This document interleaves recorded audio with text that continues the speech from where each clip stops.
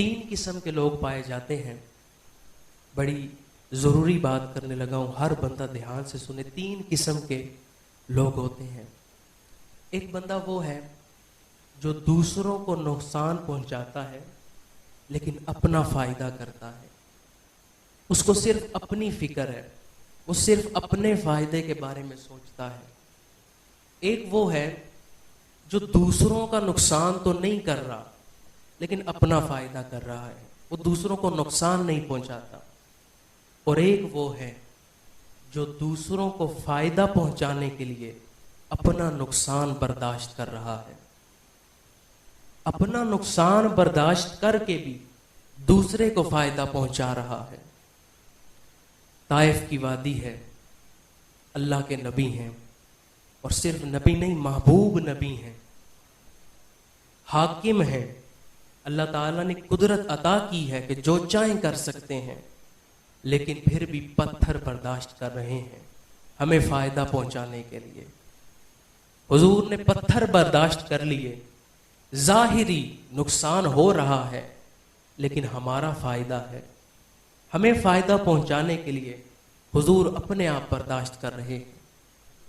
جنگ کا میدان ہے, اپنے دندان مبارک شہید کروا لیے لیکن ہمیں فائدہ پہنچایا. اس طرح کچھ شخصیات ایسی ہوتی ہیں جو اپنا نقصان کروا لیتی ہیں لیکن وہ دوسروں کا فائدہ سوچتے ہیں. مصر میں جناب یوسف علیہ السلام کو جب قید ہوئی, آپ نے قید برداشت کر لی, جیل برداشت کر لی, لیکن اس عورت کو زنا سے بچا لیا. اس کو بچانے کے لیے آپ نے قید کو برداشت کر لیا.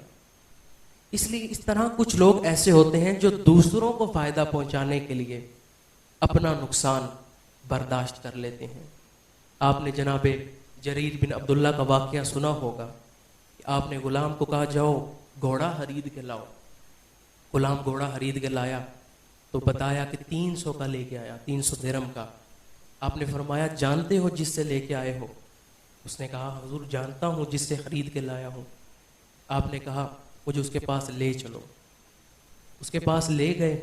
جب اس کے پاس گئے تو کہنے لگے میں جانتا ہوں اس گھوڑے کی قیمت 800 ہے لیکن یہ میرا غلام 300 کا لے آیا, یہ 500 درہم اور پکڑو, اس کی قیمت تو 800 ہے لیکن یہ 300 کی لے آیا.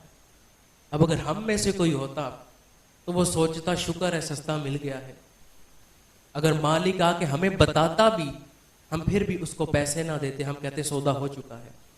لیکن یہ وہ اللہ کے ولی ہیں, یہ وہ صحابہ کرام ہیں جو اپنا نقصان برداشت کر لیتے ہیں لیکن دوسرے کو فائدہ دے رہے ہیں.